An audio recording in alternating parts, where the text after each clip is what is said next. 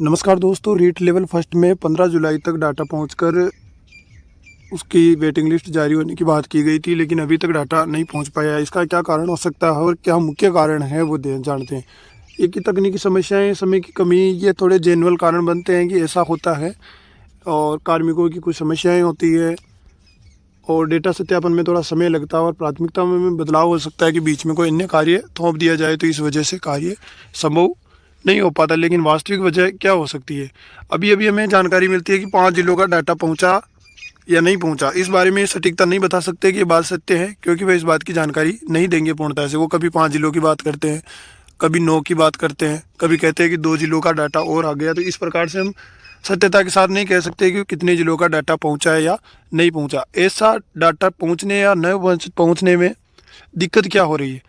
क्योंकि इन्होंने 33 जिलों के माध्यम से डाटा मांगे हैं कि 33 जिले अपने अपने डाटा संकलित करके बीकानेर भेजेंगे। लेकिन दिक्कत यह आ रही है कि सभी जो नए जिले बने वहाँ डीओ का सत्यापन हो चुका है, डीओ कार्यालय बन चुका है।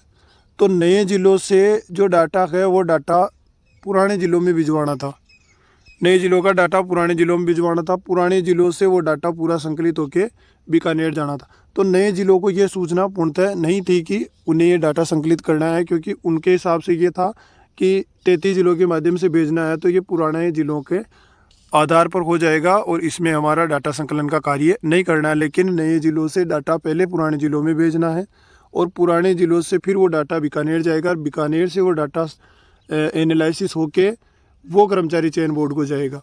तो इस वजह से जानकारी के अभाव के कारण ये थोड़ा डाटा पहुंच नहीं पाया है।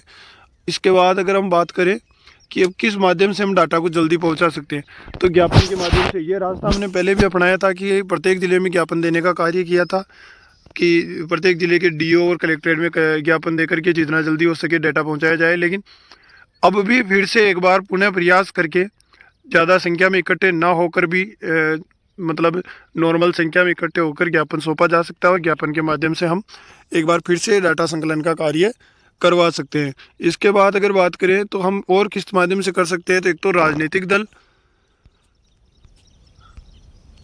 अथवा खुद का एक संगठन बनाकर डाटा का संकलन किया जा सकता है। खुद एक संगठन बनाकर स्वयं भी बीकानेर जा सकते हैं निदेशालय, और वहां जाकर इस बात की पुष्टि करवा सकते हैं कि डाटा कब तक जाएगा और कब तक नहीं। राजनीतिक दल से मतलब कोई अगर बड़ा नेता जान पहचान में है, अपने संगठन में है, तो उससे हम बात करवा के, जैसे उपेंद्र जी के माध्यम से भी हम कर सकते हैं। तो इस प्रकार राजनीतिक दल से डाटा संकलन का कार्य करवाया जा सकता है। रही बात डाटा संकलित कब तक हो जाएगा, तो 2 से 3 दिन लगभग पुराने जिलों, नए जिलों से पुराने जिलों में डाटा पहुंचने में लगेंगे।